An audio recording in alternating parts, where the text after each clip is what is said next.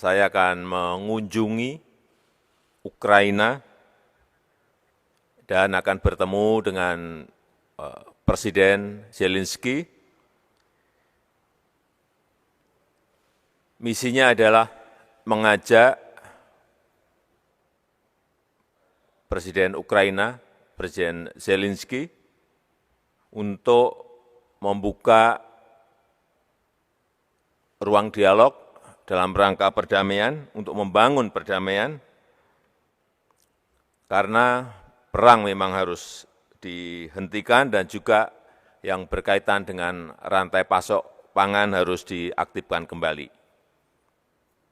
Dari Ukraina, saya akan menuju ke Rusia untuk bertemu dengan Presiden Vladimir Putin.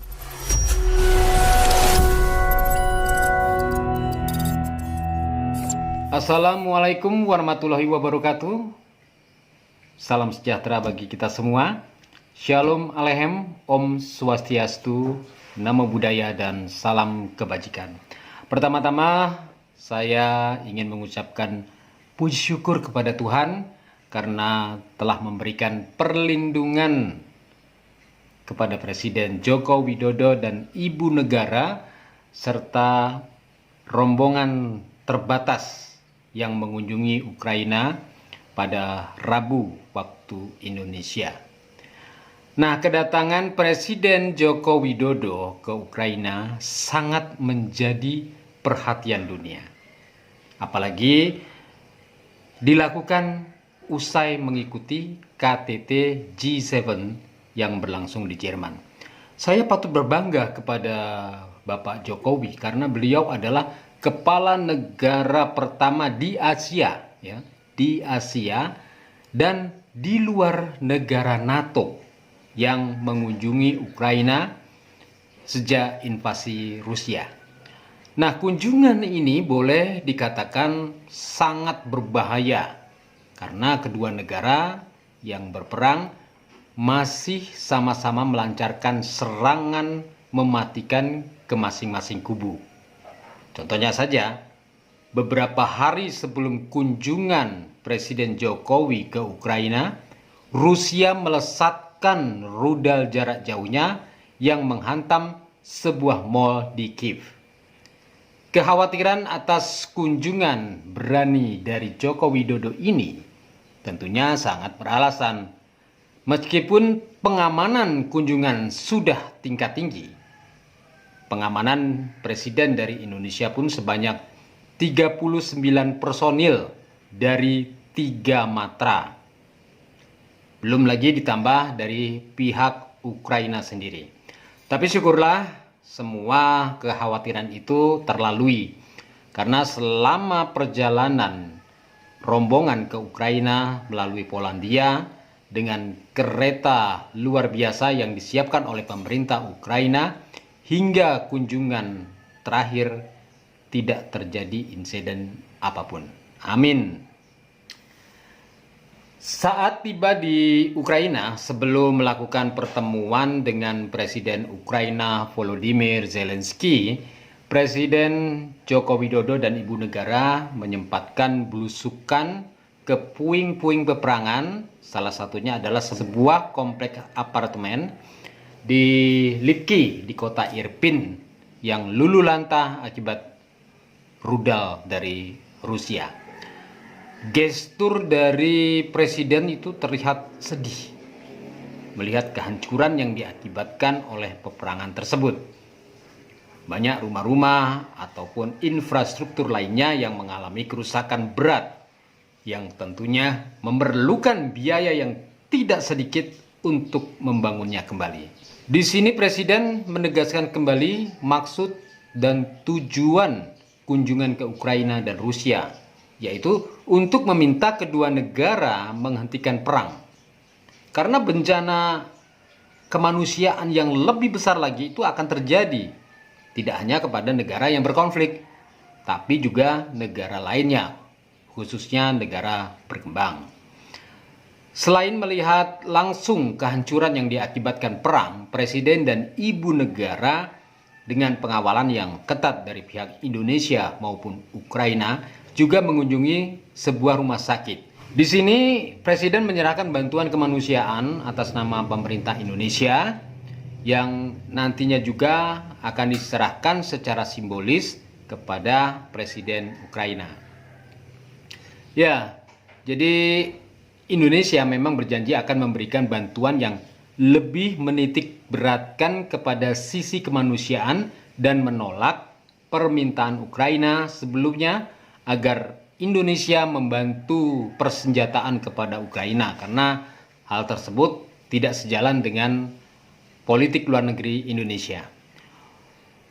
Usai melakukan peninjauan sekitar pukul 15 waktu setempat atau malam waktu Indonesia, Presiden Joko Widodo diterima oleh Presiden Ukraina Volodymyr Zelensky di Istana Meriinsky di Kiev. Nah, dalam pertemuan tersebut, Presiden Jokowi menyampaikan bahwa kunjungan ke Ukraina merupakan perwujudan kepedulian masyarakat Indonesia untuk Ukraina.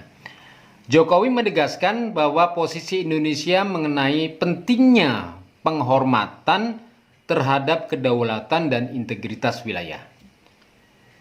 Meskipun masih sangat sulit dicapai, namun Jokowi tetap menyampaikan pentingnya penyelesaian damai serta mengatakan bahwa spirit perdamaian tidak boleh pernah luntur.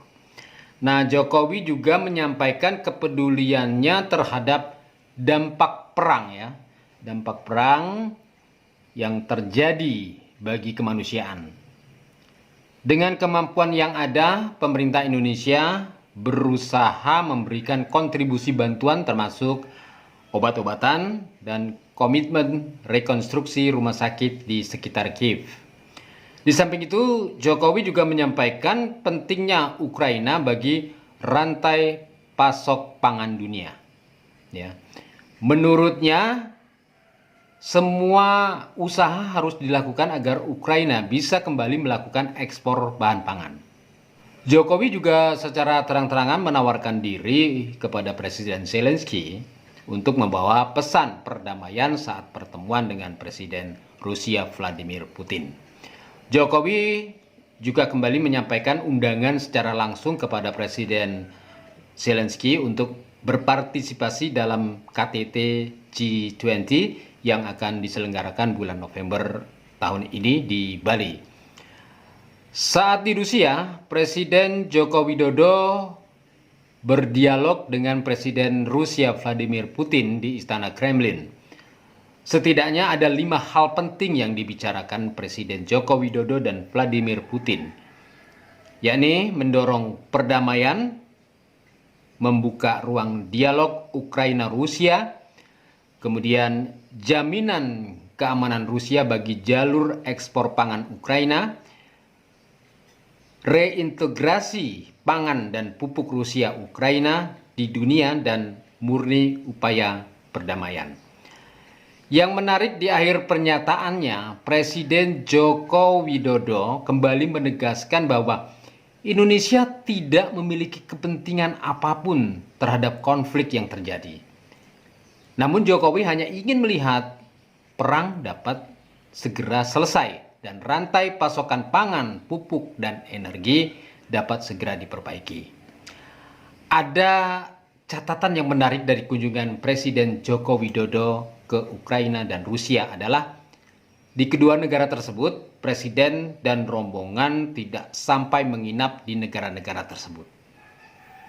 Saya menduga ya, mengapa Presiden tidak menginap di Ukraina? Ini kemungkinan faktor keamanan atau juga untuk menepis adanya keberpihakan. Nah, inilah yang dihindari oleh Indonesia termasuk juga di Rusia. Kita berharap dan dunia berharap semoga kehadiran Joko Widodo di dua negara tersebut dapat membuahkan hasil meskipun itu dirasakan sangat sulit. Saya Heri Sutopo, sampai jumpa.